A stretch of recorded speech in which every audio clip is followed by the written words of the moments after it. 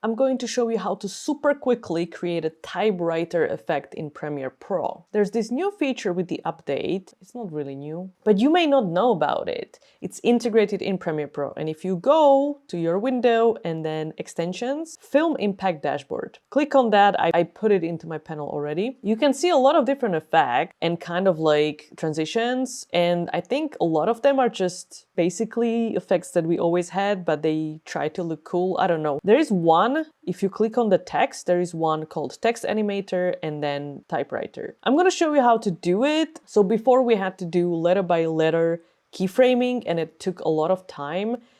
So this should be much better.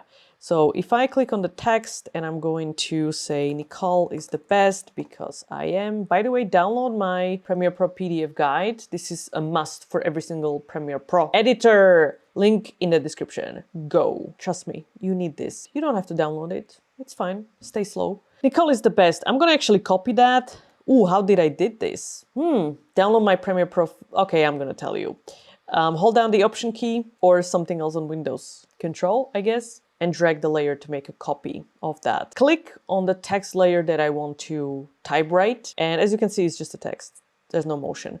So I'm gonna click and then go to the Film Impact Dashboard and click Apply to the text. And as you can see, like it kind of looks like usual kind of wipe. So when I do this, it has this da kind of typewriter. If I show you how it actually looks like if you do the wipe on the text, because this is kind of like a fake typewriter, it kind of looks similar in a way. However, if you go frame by frame, you're going to see on the wipe that it doesn't go letter by letter, right? So it's kind of, there is a difference because if you go on this typewriter effect, it actually does go letter by letter.